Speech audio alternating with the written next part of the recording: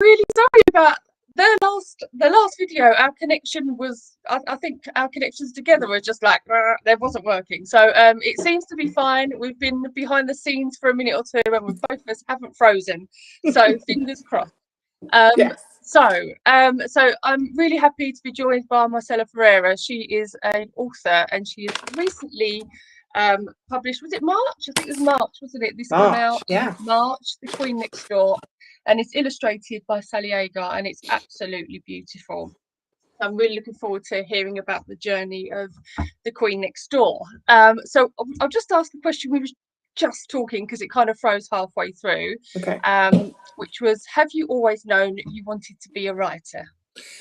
Okay, so no, I didn't really think I was going to be a writer, but writing was absolutely a massive part of my life. I wrote when I was really, really young. I always did the usual things that children do, you know, poems and little stories. I used to love writing new dialogue for, you know, characters that I loved, even cartoon characters that I, you know, thought was just amazing. And I would come up with these scenarios and create a character that was me, of course, and then a whole new adventure. We would end up doing stuff, and it was great because it sort of put me in their world, and I felt like I was part of it, and I loved doing that. And it was kind of, looking back, I think that was just my way of play when I was on my own, and it was great fun to do, and I loved it.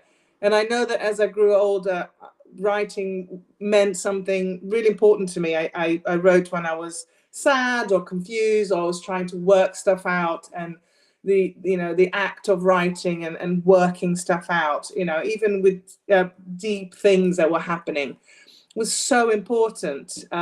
So I didn't necessarily think that I would end up being a writer, but I always understood that writing was a really important part of just working stuff out for me. And yeah, so definitely part of who I am. So it is an important part of things. Absolutely. I'm so with you on that. Yeah. I've always done this exactly the same. You probably wrote more stories than I did growing up, by the sounds of it. And I love what you said about, you know, he's always putting yourself in there. So like with the adventures, would they be adventures that you would have loved to have gone on yourself, and things like that? Yeah. You know, it's also a bit of you know, I'm a child of the 80s. I've just turned 50, and you know, if you had a program that you loved, or you had to wait so long to watch the next chapter, or wait for the next thing to come, so it was a way of continue on and sort of putting myself in that adventure. I just really wanted to be part of it, and it was a really fun thing to come up and do it. And I think, and even writing that dialogue, I didn't really realize that I was coming up with plots and ideas, and it was just a really imaginative thing to do. This was, of course, before video games were even invented, so you know, we had a lot of time in our hands, and board time, you know, that you had to come up with stuff, and you know, and I loved doing that. So yeah. And it shows you the importance of character as well, you know, even because I think that's what drew me, was those characters I wanted to be part of their world. So. Did you have a favourite character when you No, I mean, you know, I did watch a lot of TV. I watched a lot of cartoons. No, there was, and of course, when I was young, I was reading in Portuguese, so there were different books. I didn't really grow up with Roald Dahl, and you know, that just didn't go to Brazil. It didn't. If it did, I never saw any books like that. So no, it was just the adventure side of things, and I always liked stories about friendships and sort of going on quests with your mates rather than sort of solitary stories. So that always sort of spoke to me. Oh, amazing. And yeah, so we're here, and as you can see, we've got The Queen Next Door all around us at the moment. Yes. So let's have a chat about that. So that was published in March by Hachette. Is it Orchard? Is their imprint? Yes. I think yes. So how did that happen? What was your inspiration for The Queen Next Door? Yeah, inspiration. That's a really good question. You know, I was thinking about what was my inspiration, and the truth is, I mean, first of all, I wrote it, I think it was probably about 2015, 2016. I've had so many versions of that story. It wasn't even called that. It was called The Throneless Queen, and they wanted me to change the title. I don't know. I don't know what the inspiration is. I think stories with me, it usually starts completely topsy-turvy. I start most of the time, or some of the time, with a title, some words that, it comes to me from either something funny that a child said, or that I heard on the news, on TV, or someone walked past, and words that don't match, but just strange things. And then I kind of think, oh, I like the sound of that. What can that be?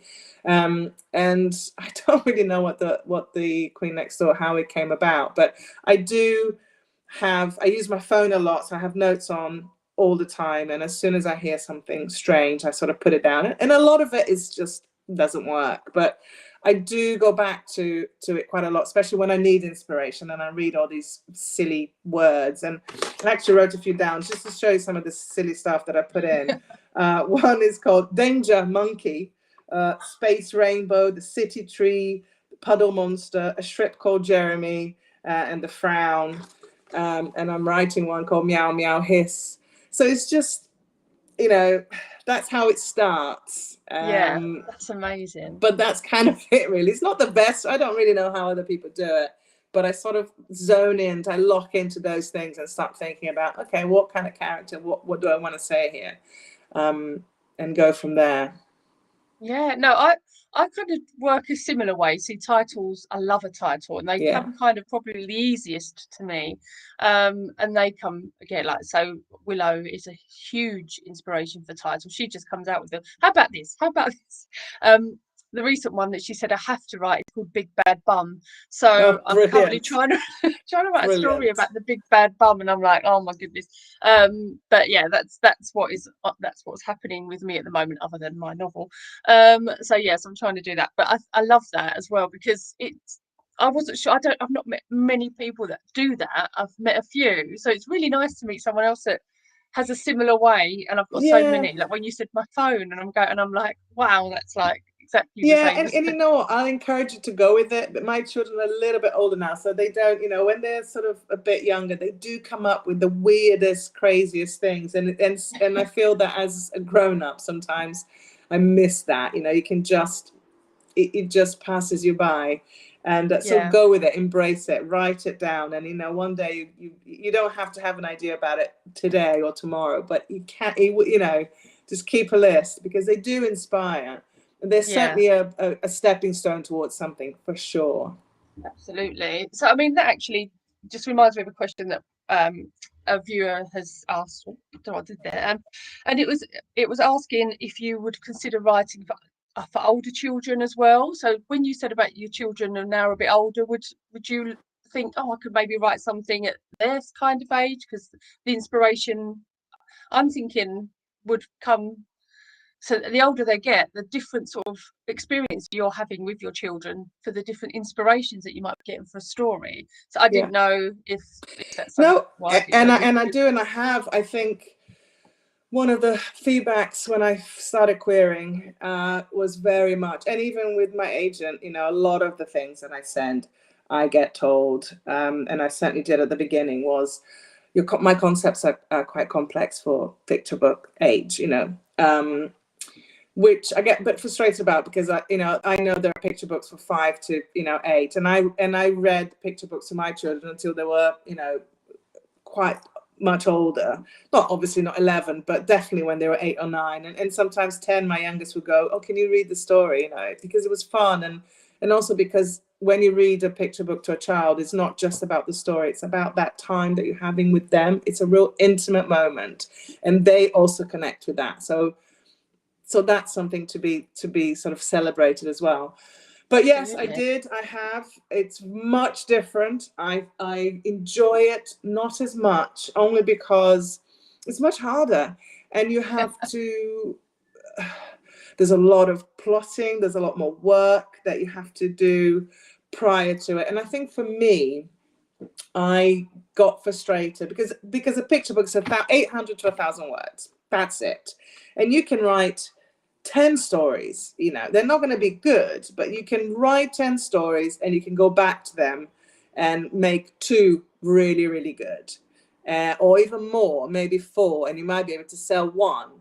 And you can continue to work with those odds. But a middle grade, you can spend, 8 months, 10 months, years, young adult as well, and working on it and making it amazingly special. And then, and then nobody picks up. And then you're back to square one, and you've only had that 1 manuscript. I mean, of course, other people write,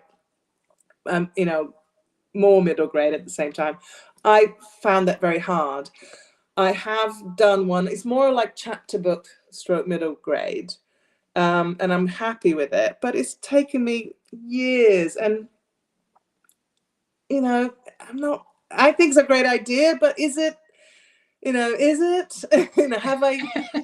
I, yeah, I don't know. I don't feel as confident, but it doesn't mean that I'm not trying. It doesn't mean that I'm not doing it. I absolutely would like to. And in fact, I've been writing for years, young adult as well. But, again, it's very, very, young adult, I would say a little bit younger, sort of teen. Yeah. Yeah, it's hard. But I think, as a writer, you should try these things, because all you can do is learn more. There's no downside. So yeah, I'm trying.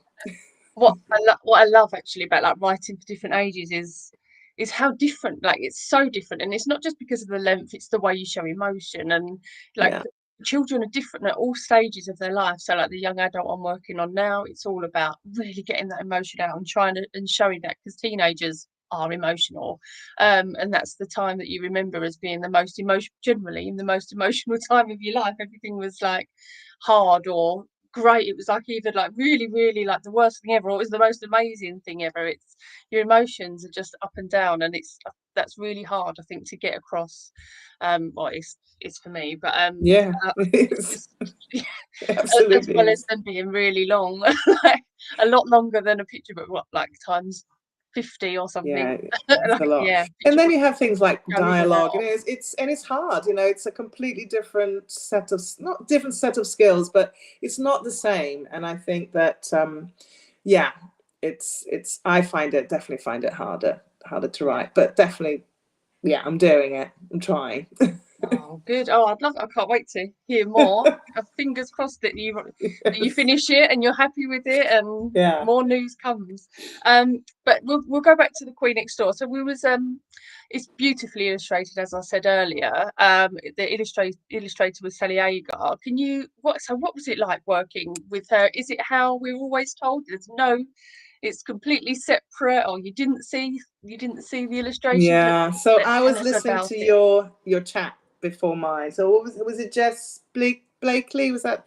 So she obviously self-published, right? And she was talking about picking her illustrator, and it was how excited she was and how nervous she was. And that to me sounded absolutely lovely. I mean, my experience is nothing like that. So no, there is no contact. I mean, Sally, I definitely felt a massive connection with her because it was her debut as well. So I knew that she was just as nervous as I was. And I did send her a note on Instagram, because, they all the illustrators are on Instagram. So that, I just contacted her. I'm just going to do it. And I just said hi, and she was absolutely lovely. And it was a really nice thing to do. But that was it. During the character development and all that, we didn't talk at all. And that wasn't encouraged. And that hasn't happened in any of the books that I have worked on. Okay. So I think it's a shame. I think I get it. I worked in advertising for years and years, so I do understand why they protect the illustrators. And I absolutely don't think that us as writers, we should be saying it should look like this. But I think that a conversation like a Zoom, or just to say hi, and this is, I've got 2 kids, I live here, this is a bit of background, tell me about you. I think that would be really useful for the writer and the illustrator, because it is a collaboration at the end of the day. But they don't do it, and I don't think they're going to do it ever. I think Oxford University Press were the most inclusive, in the sense that they said to me when they, when I signed the contract, they said, okay, this is the kind of thing that we want from the illustrator. We have picked these 3. Here's their portfolio. What do you think? Oh, And wow. it was so nice to be asked. I mean, I wasn't in any illusion, under any illusion that they were letting me pick. But for me, I learned so much through the process, because they showed me how they look for an illustrator and the things that they were, thinking about, and the things that, we would go to the portfolios and they'll say, oh, I really like the way that, that this illustrator, draws people, or he doesn't draw this very well. It was just stuff that I had never had any access to. So it was so useful to me, and I was so thankful that they included me in that. And actually, it's Mark Chambers who is the most seasoned of all the illustrators that I've worked with. So it was really good that I felt that I was just with them in the process. Otherwise, I think I'd have been really nervous about. I think, with my second, with the Treasure, it's his debut. Brian Lambert. That's his first book, so he's also a newbie. And it's just nice to feel that I was part of it somehow. I really appreciated that about them. So there is no sort of, oh yes, we collaborated from the beginning to end. I mean, when they send spreads, I feedback absolutely then, and say, I think this, I think that. But that goes through the editor, and the editor is, then sort of talks to the illustrator and then back. So you have this filter, which I get. I don't have an issue with that at all. But yeah, we're very much kept separate. Yeah, I mean, I can imagine that there could be some people that would really struggle to, if they was allowed to talk to them, to keep them boundaries, because we know that it's half your book, it's half the illustrator's book, but generally it's written first. So I feel like we have that connection to that book, and it's like, they're our book babies, and we want it to look a certain way, even though we are not. Some people are, but personally, I'm not an illustrator. So, and I think some people would just be like messaging them, how's this coming along, or what does this look like? And if that was allowed, so I think it's really good that there is these sort of kind of rules in place. But I love that you was able to have like some kind of input when you said with Oxford University Press. I think that's amazing. And also, you knew that was how they was telling you this is how it is, and you didn't take advantage of that. And I think that's so lovely. Like, and total respect to you, because that must be, it's hard if and I suppose like with Sally, you said you contacted her, and it's, in a way, I suppose, did you ever feel like you wanted to ask her more, but you also knew that you couldn't? I think it must be quite difficult. I knew not I at this couldn't. point yet. Yeah, I mean, I didn't want to put pressure. I think that it's the same with me. When you get edits from your publisher, sometimes it's kind of like, I don't want to do that, and I would never want to be the person that goes, oh, but can't you just change this thing, because it's a completely different process. No, I just wanted to learn. I think that's the thing. You and I, we start with a blank page, and an illustrator starts with a story. So for them, they're different skills, there's different things that they're using, they're thinking in a different way. And I wanted to learn and understand that, and not have that, access to that is frustrating. But it's not. I understand that it isn't personal, and I understand that that's the way the industry is. And hopefully, with time, and when I get to meet illustrators face to face, I can ask them myself, what is it like? I mean, I think that you were talking to illustrators, you said, right, in your next talk. So that would be fascinating to understand, what is it like for you? How do you start? Absolutely, yeah. I'm really looking forward to having to chat. There's 2 illustrators joining me next month. So next week it's David Litchfield, and a couple of weeks after that it's Sarah Massini. So I'm really excited. Oh, amazing! So I've met David Litchfield. I used to do take authors to schools, and he was one of the authors that that I worked with when he did The Bear and the Piano, and he was great. He was really, really good. Yeah, he's great, isn't he? I met him at the Winchester Festival last year, so like the I Am Writing Festival, and I've done one of his workshops and it was brilliant. Oh, So yeah, really brilliant. looking forward to chatting with him. But I mean, I started this originally because it was for querying authors, but then so many people was interested, and I thought, you know what, I think what would be really helpful to everyone at all different stages of their writing is to talk to all different people at all different stages of writing. So I'm so glad that you're here. And I think a lot of people who are writing picture books, and I know it's a question that come up when we was doing the Golden Egg with some people, it's like people worry about illustration notes so much. And I think, you know, we have these rules, keep them to a minimum. But how was your experience with that, with when you was working with Hachette with your notes? Was they included? Was they like not that bothered about them? Well, so I'm a massive fan of illustration notes, but the illustration notes that I write, they aren't about, looks, unless something's happening and a facial expression is really important. It's more about what's going on. So when I'm writing a story, I write the story and my notes are massive, okay? And then when I start to edit that story, I just make sure that what I'm writing, what I'm saying it's happening, matches the illustration notes, because sometimes it doesn't, even though you think, because the way you think is different than the way you write. In your mind, the story's already developed, but you're still, over here. And I know that when I wrote Bear and Dragon is a conversation mainly, whilst, with these two characters, whilst the bridge is breaking and they're going to fall, but they don't realize it. So expressions are really important. Lots of things happen on a spread. And that was really hard because, I had these illustrators. Oh yeah, so then Bear looks like this, and then Dragon looks like that. But actually, he can only do so many illustrations. It's not a cartoon. It's not a graphic novel. And then that was massive for me. That I need to make sure that it matches, and I need to, whatever I'm trying to say, it needs to be doable. Help the illustrator come up with something that can be really amazing, rather than hinder him or her trying to portray something really hard. So I always try to match the illustrations. Am my notes working with what I'm writing? And then when I share that with my agent, so James is very much a hands-on editor as well. So we work on the story. He sends me loads of notes, and he also sends me notes on my illustration notes, because he will say, are you sure that this is what should be happening? Because actually the key point in this spread is this, not this. And it's super helpful. And then once we are both really happy with the manuscript and it's ready for him to pitch, he really shortens them.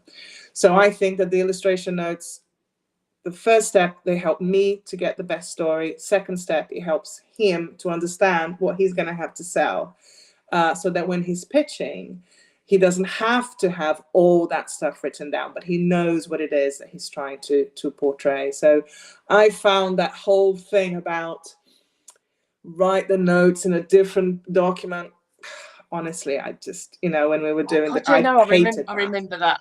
I thought that was complete nonsense.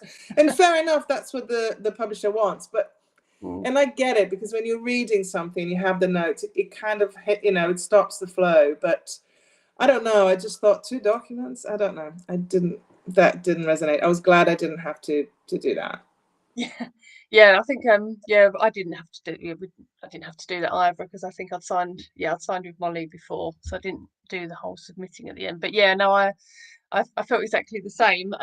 But you've mentioned James, your agent, James Catchpole. So let's just tell us a little bit about your querying journey. How was I mean, I know mine, and it was hard. So I don't actually know yours. So I'm really excited to hear. My querying journey was completely, utterly convoluted and not easy at all. So I did what everybody does. I, sent lots of queries out, manuscripts and letters, and I got absolutely nowhere. And was very disheartened and very sad and upset, but continued. And then I did something, I mean, it doesn't exist anymore. I took part in something called, it was the PB pitch on Twitter, at a time when Twitter, you only had so many characters, really small characters. And it was, I think they do something similar now, but it was, you know, I think there's twice so a many of them year. now, actually. I think No? that still happens, that one. But yeah, I think there's other ones as well. Okay. So you kind of know the format, you know, I think it's an hour. We used to have up to 3 manuscripts that you can pitch and hashtag it, you know, pitch, PB pitch, whatever. And supposedly only agents are reading. And if they like it, it means that it's a full, you know, they're asking you to send a full manuscript. So I did that. I got 2 likes. And one agent in the UK, in London, in fact, and the other one in America, in New York. And so I send for the same story. So I sent it out, you know, excited, nothing happened. So I chased it, and the one in London didn't even reply. And the one in America did, and she was really excited. And she was really, you know, lovely, really happy. We Skyped. I mean, that was how long ago it was. We Skyped.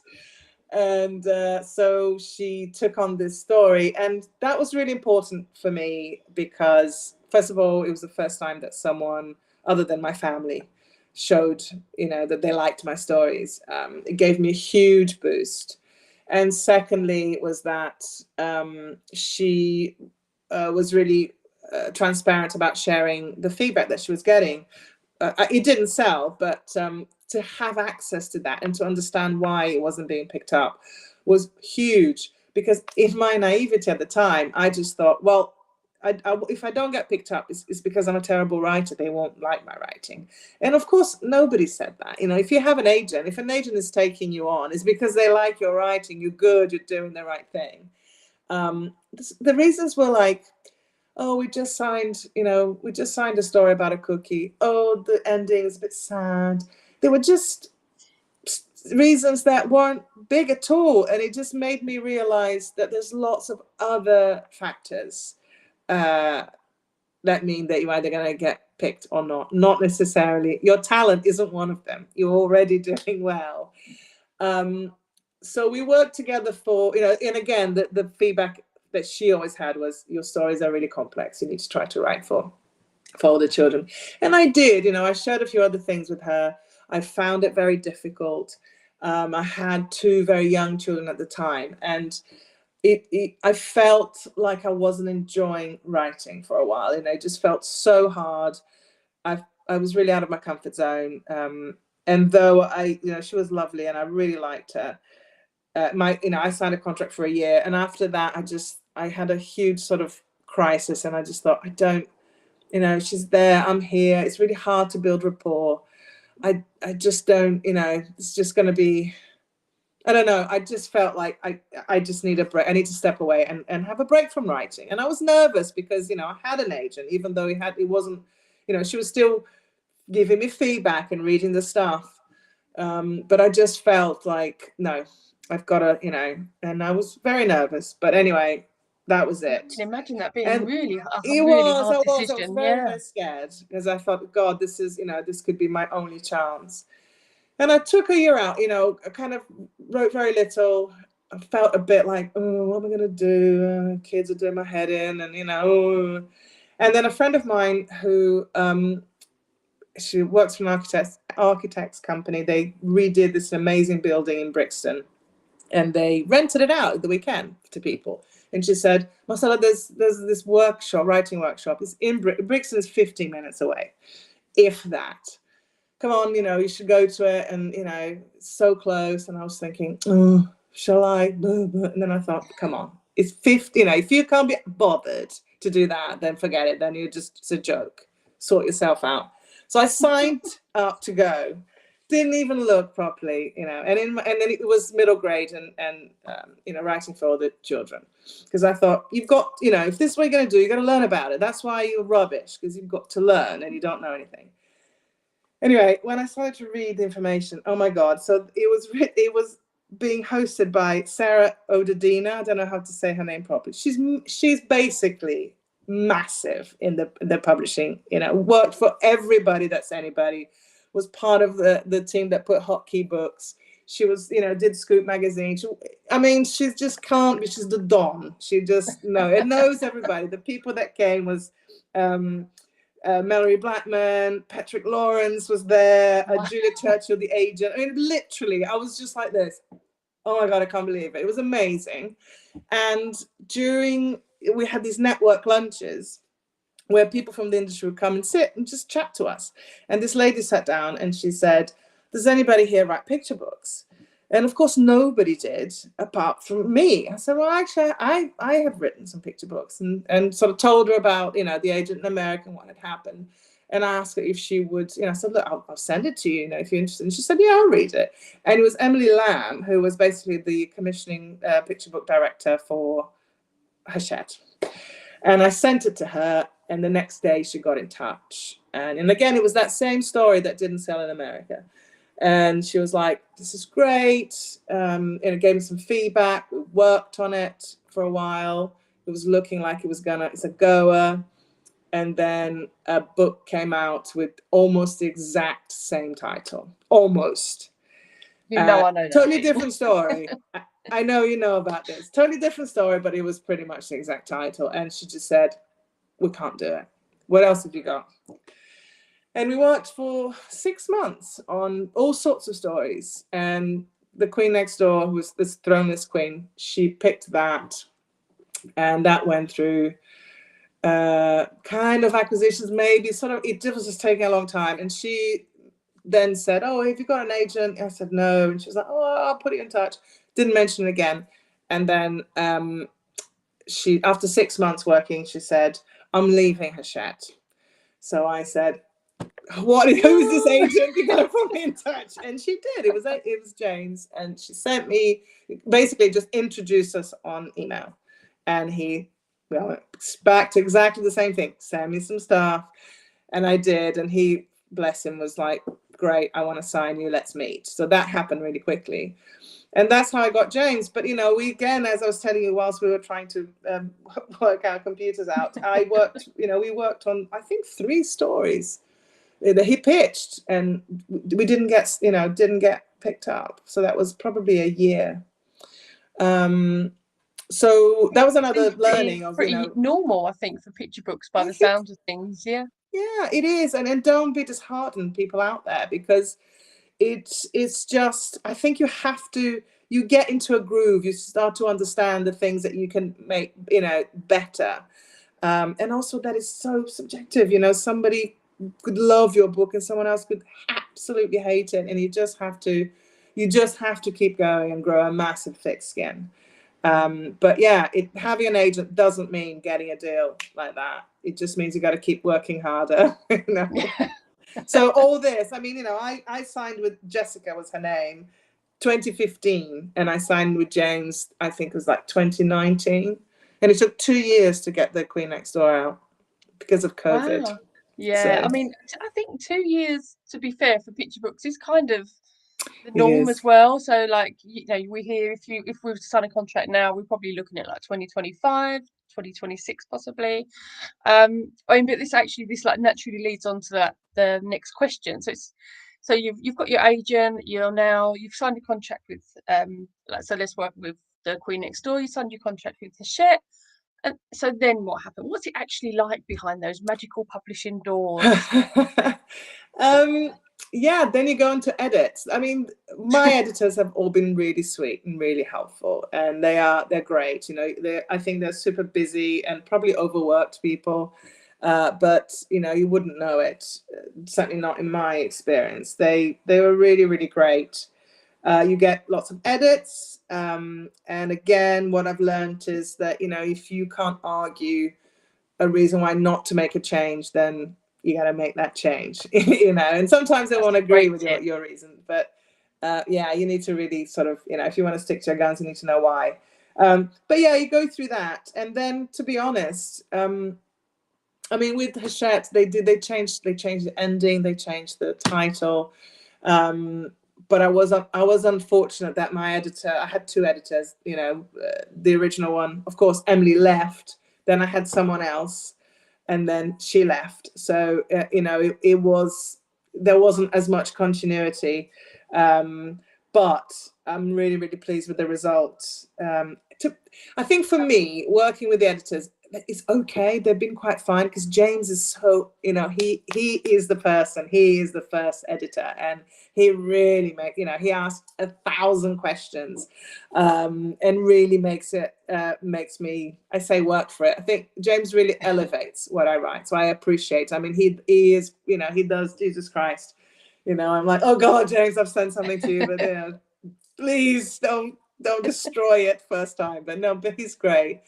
But I think that by the time it hits, by the time we've sold it, they're nothing compared to James. It's like I can deal with them because if I've got to really present something, great in front of him, and it's great. I'm not complaining at all, but it's fun.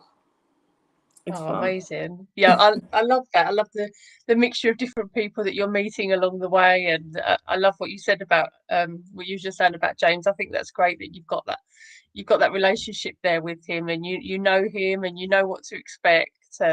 Yeah, and he's like your champion. I think that's amazing. Yeah, he really is, and I'm really lucky. I think that having that sort of that person that can edit your stories, it's really, really helpful, because again, you learn a lot. I now can anticipate the questions he's going to ask, and then there's always others that I didn't anticipate. But that is the process, and you've got to be able to. And I've learned to push back on certain things as well. And actually, when you do, you realize that nobody's telling you it's wrong. They just want to understand what is that you're thinking, what's in your head, because you're trying to put it onto paper, and that's the process that you need to get better at. And if he doesn't get it, then someone else isn't going to either. So you just have to embrace that and go with it. Yeah, well, I mean, he's just doing what he needs to make your writing you a stronger, better writer. And who doesn't want that? Everyone Exactly. wants to better themselves and just be the best that they can be. So that's brilliant. So just a question that I do like to ask. So are you a plotter? Are you a pantser, or a mixture of both? I'm in the middle. I'm definitely not a plotter. I wish that I was. I think that there's the merits of plotting are huge, and I just can't do it. Actually, you said something in one of these that I thought was really good, that you write at the top of your story what the story is about, or what's this character. I thought that was inspired, actually, because it's really easy to lose sight of what you're writing about.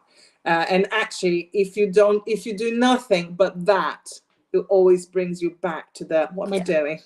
Yeah. And it's so useful. And I thought, that I can work with that, because sometimes plotting, I get a bit bored. Sometimes I'm like, I don't know the answer. I don't know. I don't know. I don't want to know everything before I sit down, because it's not as much fun. But plotting is important. Plotting saves you time. Plotting is really what you should do. But I'm not very good at that yet. I suppose it's whether or not you want to just have a moment of like free writing and seeing where it takes you, which can just take you to the most amazing places. Whereas if you'd plotted, that might not have happened. So I think it's all swings and roundabouts. There's positives and there's negatives for all. But I think, again, with what I said, like, I generally write like the pitch at the top, so I know what I want to happen, but I don't know always how that will happen. And I kind of think that does give me a little bit of like, it's still quite freeing to know where I'm going, but not quite know. So I can still work with that. I don't always do that. I like to try and do that sometimes. So with Big Bad Bum, for instance, I haven't done that because I have literally no idea. So I'm just writing, seeing where that goes. But so it's good. I think it's good to have like a mixture and just do what feels right for you. And it's obviously working for you. So keep doing what you're doing. Thank you. So do you have any tips for, I mean, you've said a few things that I think have been so helpful for people, but do you have like your top tips that you could give any? I've said like querying children's authors, but anyone on their journey at the moment? I mean, I think the big one is what everybody says, which is read. I have noticed that the picture book market, there's a lot of books out there. Sometimes I went to Waterstones and I was just like, oh my God, there's so many books here. How do people even choose? But it's important to know what's being bought, what's being out there. Even what Waterstones, I did this course and for debut writers, and they were talking about, they don't buy all the books. It's, of course, because there's so many. So it's interesting to see what the big companies choose.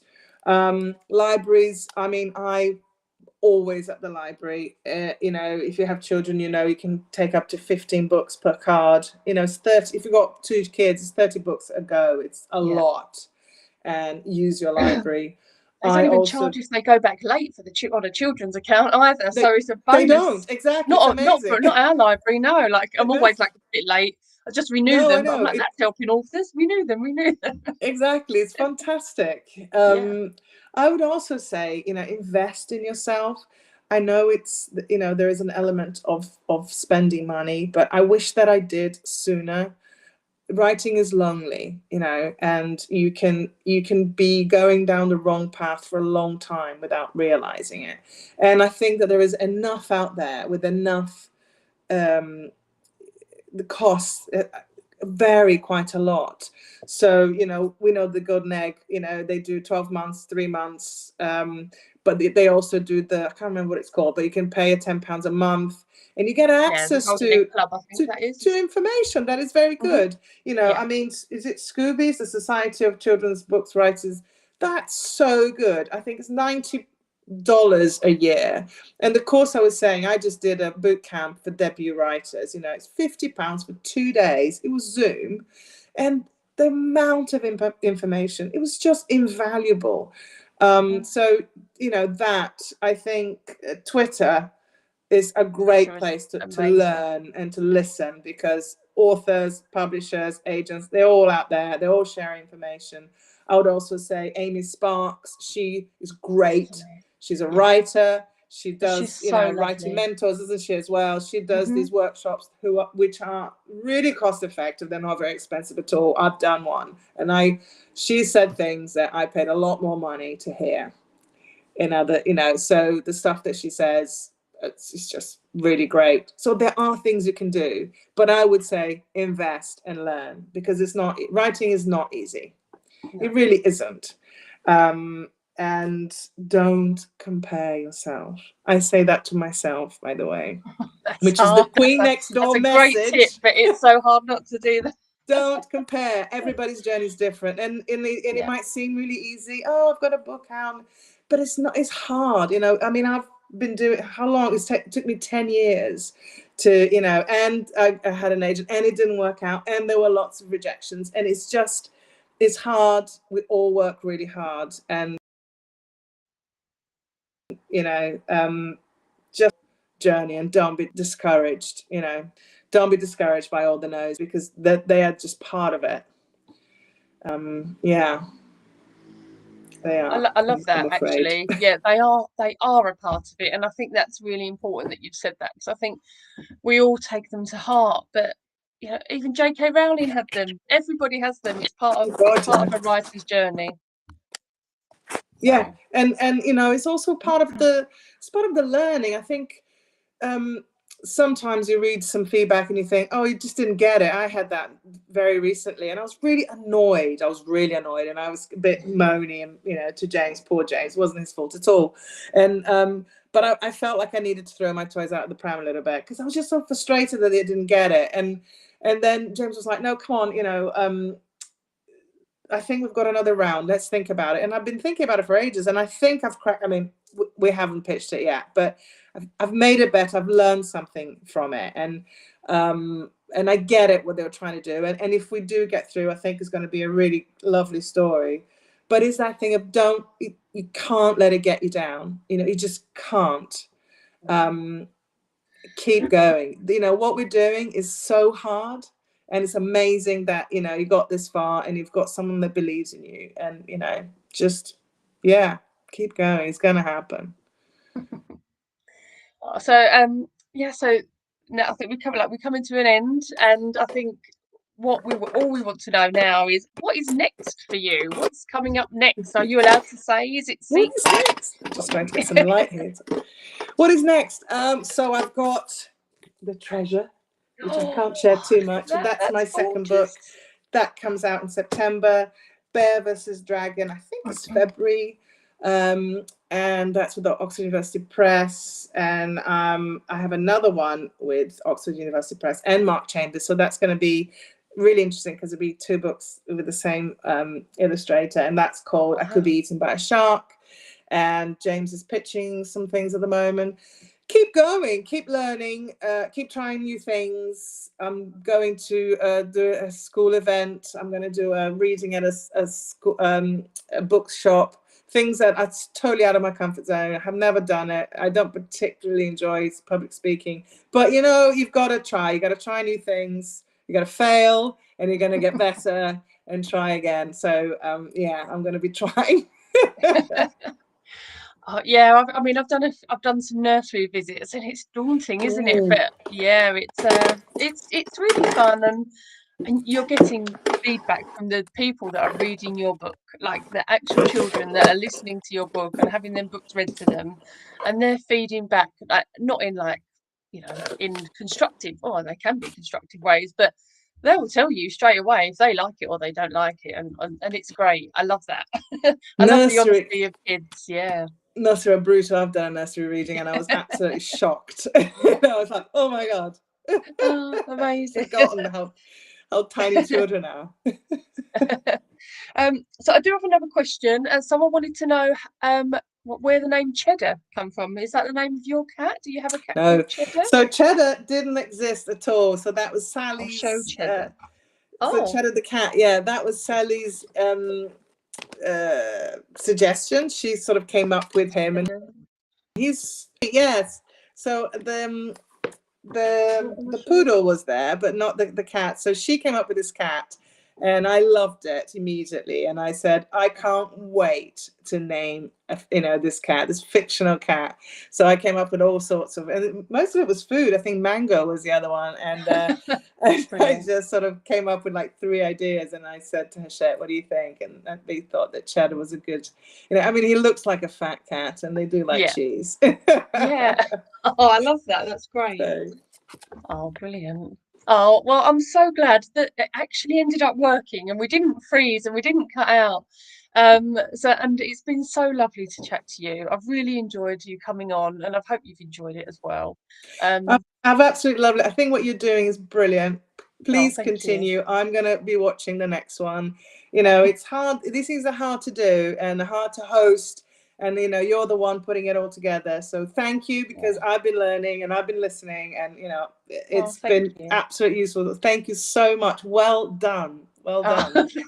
I mean, I feel, I wouldn't say I'm the most natural public speaker. So it's quite, it's all learning for me, but I'm pushing my boundaries. Otherwise I would just be here, just like not talking to anyone other than my husband and children, and just people on Twitter, like just behind. I mean, we're still behind a screen, but we can see people, and I'm going to be meeting so many lovely people on this journey of doing this. And speaking to you again after all this time, it's been amazing. So thank you for joining me. Thank you. Those lovely, kind words. So I'll just we'll just say bye, and then I'll say bye to you again after. But I'll switch you off now, then I'll introduce what's happening next week. But thank you so much, Marcela. No, thank you. I wish you all the luck with all your new books. Sound absolutely amazing, and I'll have you back on, and we'll be chatting about those as well. Yes, please. I'll come back. Oh, brilliant. Oh, thank you. I'll speak to you soon. Okay. Bye. Bye. Oh, wow. It was so lovely to speak to Marcela, and learning all about her writing journey, her querying journey, what it's like behind those publishing doors. I've absolutely loved it. So next week, again, it's going to be on another Tuesday next week on the 6th of on the 6th. Yes, I'll be speaking to David Litchfield. He is he's an author and an illustrator, and we'll be chatting about his books. He's got so many gorgeous books. I'm really excited to chat to him. So again, it'll be at 8 o'clock, and it'll be on Tuesday. Thank you for joining me, and I look forward to seeing you then. See you later.